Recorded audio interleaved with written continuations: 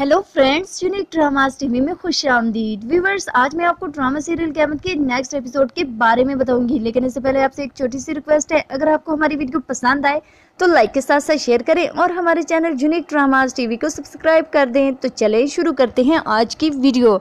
Viewers, जब रूज नादरा मामी से कहती हैं कि मैं सच में जवाद से मोहब्बत करने लगी थी, जिसको आपके लालच ने निगल लिया, तो नादरा मामी कहती हैं कि ये तुम किस तरह की बात कर रही हो। जवाद को मिले तुम्हें जुम्मा 8 दिन हुए हैं और तुम्हारी दुखी लव स्टोरी भी शुरू हो गई। पागल हो गई हो तुम। बस मान लो कि जवाद तुम्हारी किस्मत में नहीं था, जिस तरह फयाज मेरी किस्मत में है। और फिर रूज से कहती है कि नोट कर रही हूँ कि तुम बहुत बदतमीज हो गई हो, खुद को कंट्रोल करो। और जाते जाते कहती हैं कि मैंने सोचा है कि एक दफ़ा फयाज से मेरी शादी हो जाए तो मैं उसके घर शिफ्ट हो जाऊंगी। इस घर को मैं किराए पे चढ़ा दूंगी, तुम अपना कहीं और बंदोबस्त कर लेना। और जो फैसला किया है बस उसको मान लो। और वहाँ से चली जाती हैं। दोस्तों, रूज मामी की बातों से बहुत डिसहर्ट होती है। जब इफ्रा रूज से मिलने आती है तो इफ्रा उसको कहती है कि जो खेल तुम जवाद के साथ खेल रही हो ना, मैं उससे खूब अच्छी तरह से वाकिफ हूँ। तो रूज साफ लफ्जों में मुकर जाती है और कहती है कि तुम्हारे कहने का मतलब क्या है। तो इफ्रा उसके सामने रूज की सच्चाई ले आती है, जिस पर रूज रोना शुरू कर देती है और कहती है कि सारे प्लान का भांडा फूट गया, तो रो भी ना। तो इफ्रा कहती है कि मैंने पहले भी तुम्हारी तरफ दोस्ती का हाथ बढ़ाया था, लेकिन तुमने मेरी दोस्ती को अहमियत ही नहीं दी। मेरी तुमसे कोई दुश्मनी, कोई लड़ाई नहीं है। मेरी नफरत का निशाना तो वो लोग हैं जिन्होंने मेरी बहन, मेरी माँ और मुझे तकलीफ दी है, और तुमने मुझे कोई नुकसान नहीं पहुंचाया। मैं अब भी तुम्हारी तरफ दोस्ती का हाथ बढ़ाती हूँ। देखो, तुम अपना दुख, दर्द और कोई भी परेशानी मुझसे शेयर कर सकती हो। मैं तुम्हारे साथ हूँ। और कौन था वो शख्स? तो रूज उसे कहती है कि वो मेरा साबका शौहर था। मैं पहले अमेरिका में रहती थी, अपने वालिदैन का घर छोड़ चुकी थी, सोचा शादी करके सेटल हो जाऊंगी और ग्रीन कार्ड मिल जाएगा, लेकिन वो खुद गैर कानूनी कामों में मुलव्वस था और पिछले साल हम अलग हो गए।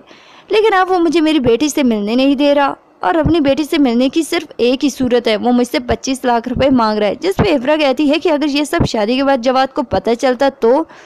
रूज कहती है कि नादरा मामी ने कहा कि ये सब लोग बहुत अच्छे और अमीर कबीर हैं, और मुझे लगा कि शादी हो जाएगी तो सेटल हो जाऊंगी, लेकिन मामी को खुद अपने सेटल होने की पड़ गई। जिस पे इफ्रा कहती है कि तुमने गलत सोचा रूज, झूठ पे कायम किए जाने वाले रिश्ते कभी पायदार नहीं होते। जैसे ही झूठ खुलता है, रिश्ता रेज़े रेज़ा हो जाते हैं।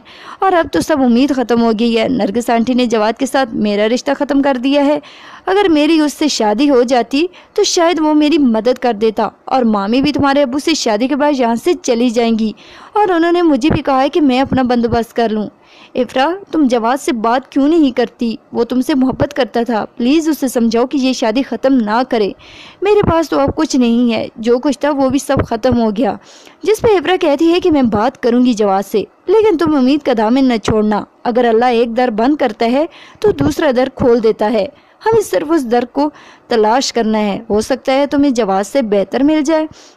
इधर जब इफ्रा घर वापस आती है तो नरगिस बेगम उसको खूब बुरा भला कहती हैं कि राशिद से तुम्हारी शादी इसलिए करवाई थी कि तुम बच्ची का ख्याल रखो, तुम्हें तो सिर्फ अपने बाप का घर बसाने की फिक्र है और आवारागर्दी से फुर्सत नहीं मिलती। जिस पे इफ्रा कहती है कि अगर बाप के घर जाना आवारागर्दी है तो फिर दुनिया की सबसे बड़ी आवारागर्द तो आपकी बहन है। और कभी आपने राशिद से पूछा कि कितना टाइम गुजारता है अपनी बेटी के साथ? और कभी आपने सोचा कि राशिद क्यों इतने बिगड़ गए? ना तो वो तालीम हासिल कर सका और ना ही कोई हुनर सीख सका, क्योंकि आपने उसकी तरबियत अच्छे से नहीं की। दोस्तों, इफ्रा नरगिस बेगम को उसकी तरबियत के हवाले से ताना देती है। और वैसे भी आपने जवाद की शादी तो कैंसिल कर दी है, लेकिन बहुत जल्द आपको मेरे अब्बू की शादी का इनविटेशन मिल जाएगा। और आप मेरे अब्बू की शादी का सुन पर परेशान क्यों हो गई? आपको तो खुश होना चाहिए, बहुत जल्द आपके देवर का घर फिर से बसने वाला है। और वहाँ से चली जाती है। इधर रूज नादरा मामी को इफ्रा के बारे में बताती हैं कि उसको मेरी सच्चाई मालूम हो गई है। जिस पे नादरा मामी कहती हैं कि जल्दी से अपना सामान पैक करो और यहाँ से चलती बनो, मैं तुम्हें यहाँ मजीद नहीं रख सकती, निकलो यहाँ से। मैंने कोई तुम्हारा ठेका नहीं ले रखा, तुम्हारी मौजूदगी मेरे मुस्तकबिल के लिए खतरनाक हो सकती है। और इधर इफ्रा जवाद से कहती है कि उरूज को तुम्हारी ज़रूरत है, नादरा खाला ने उसको घर से निकल जाने का कहा है। तो व्यूअर्स, अचानक नरगिस बेगम वहां आ जाती हैं और कहती हैं कि नादरा ने इतना बड़ा धोखा दिया मुझे, मैं उससे छोड़ूंगी नहीं, अब मैं अपना और नादरा का ताल्लुक भी ख़त्म करूंगी। इफ्रा जवाद से कहती है कि उरूज के साथ नेकी करके तुम बहुत कुछ अच्छा कर सकते हो, लेकिन शायद नेकी भी नेक लोगों के नसीब में होती है। और इधर सुबह होती ही नादरा मामी उरूज को घर से निकाल देती हैं, तो इफ्रा उरूज को अपने साथ ले जाती है।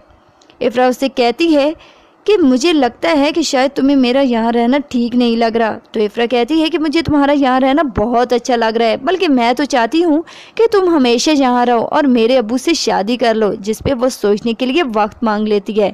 ادھر راشد افرا سے گھر واپس آنے کا کہتا ہے تو افرا انکار کر دیتی ہے، جس پہ راشد کہتا ہے کہ اب دیکھتی جاؤ میں کرتا کیا ہوں، اور غصے میں گھر سے نکل جاتا ہے۔ جس پہ نرگس بیگم مختار صاحب اور جواز سے کہتی ہیں کہ آپ اس کو فون تو کریں، کیا پتہ وہ افرا اور بچی کو نقصان نہ پہنچا دے۔ تو جواد کہتا ہے کہ وہ کیوں نقصان پہنچائے گا، جس پہ نرگس بیگم کہتی ہیں کہ غصے میں وہ پاگل ہو جاتا ہے، اسی لیے تو اس نے سمرہ کو مارا تھا، جس پہ مختار صاحب چونک جاتے ہیں۔ تو ویورز آخر تائی امی سچ بول ہی دیتی ہیں۔ کیا ہوگا جب راشد کی سچائی سب کے سامنے آ جائے گی؟ اپنی قیمتی رائے سے ہمیں ضرور آگاہ کریں۔ شکریہ۔